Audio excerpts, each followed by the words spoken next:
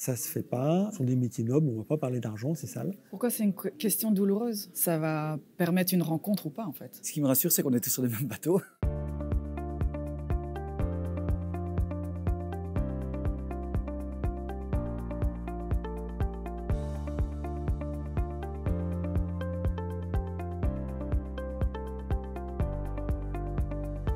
Clairement, je pense que le point de départ qui pose cette problématique, c'est le métier passion. J'ai un métier qui me plaît, que j'aime faire, j'ai envie de le faire, j'ai tellement envie de le faire que je suis prêt à le faire sans être payé à la limite.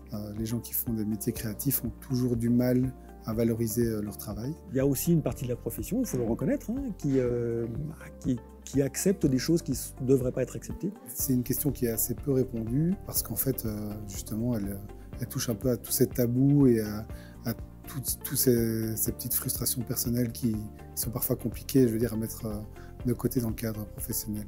On peut arriver en se disant « Ah tiens, si je fais tel tarif à la journée, c'est formidable », sans faire le calcul et sans se rendre compte que non, c'est pas formidable du tout, c'est même pas vivable.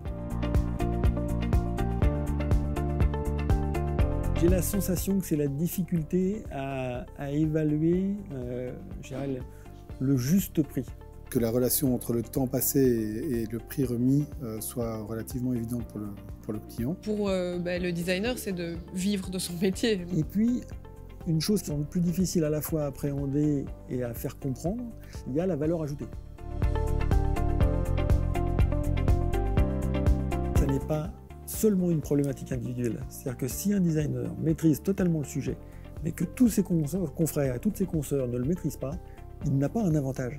Il se retrouve dans une profession qui n'est pas crédible. Le pricing fait partie intégrante de la vie d'une entreprise ou de la vie d'un indépendant. Et il ne faut pas en avoir peur. Ce qui me rassure, c'est qu'on était sur les mêmes bateaux. Et que, en fait, que l'on parle de conception de produits, mobilier, design, logo ou site web, les enjeux sont les mêmes en fait. De l'agence de design industriel jusqu'aux designers artistes indépendants, on a vu revenir les mêmes inquiétudes. Donc il y a quand même bien un fil conducteur malgré les spécialités différentes. En fait, c'est toute la profession qui souffre, c'est tout.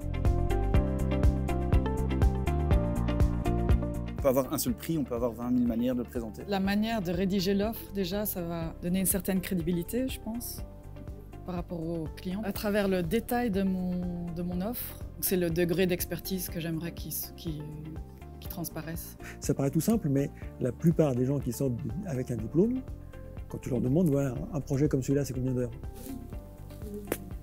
J'arrive pas à l'avoir aidé. C'est vraiment crucial et malheureusement, moi, j'ai pas été préparée à cette partie-là du travail, du métier pendant ma formation. Ce sont des métiers nobles, on ne va pas parler d'argent, c'est sale. Alors forcément, derrière ça, on se retrouve avec des gens qui ne savent pas faire. Je trouve que c'est quelque chose qu'on n'ose pas assez faire en Belgique, c'est parler d'argent. J'insiste là-dessus, je pense que dans les formations initiales, il faut que les écoles fassent rentrer cette notion-là. Ça n'a rien de déshonorant de parler d'argent, et les jeunes qui sortent doivent être armés pour ça.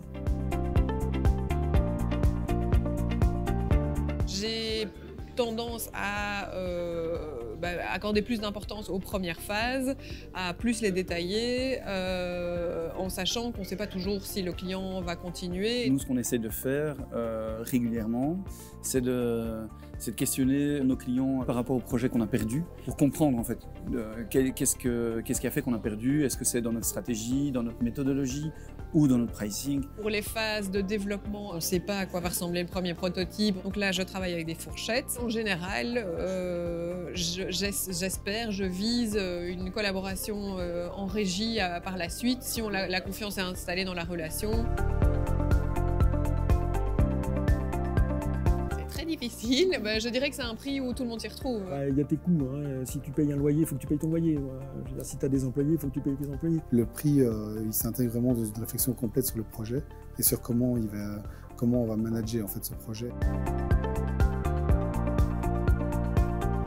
C'est incontournable, il faut arriver à remettre régulièrement en question ce prix. Pour gérer plus facilement la question du prix, il faut avoir une bonne relation avec le client. Je pense qu'il faut surtout sentir le client et le client il doit nous sentir, il nous choisit. C'est peut-être un luxe mais franchement il vaut mieux pas s'aventurer avec quelqu'un qu'on ne sent pas trop. Automatiquement si j'ai un doute, ou une crainte ou une incertitude, je vais échanger, je vais en parler librement avec mes voisins de bureau. Il n'y a pas une solution universelle qui marche pour tout le monde. Je pense qu'il faut trouver sa solution à soi, ou éventuellement ses solutions à soi, parce que tous les clients ne sont pas les mêmes. Le client doit avoir le choix. Mais tant qu'à faire, il peut avoir le choix entre moi et moi. Bon, c'est un peu ça l'idée. Pouvoir proposer quelque chose de souple et laisser au client la possibilité, sous réserve évidemment que les formules en question restent justes aussi pour le designer, hein, bien sûr.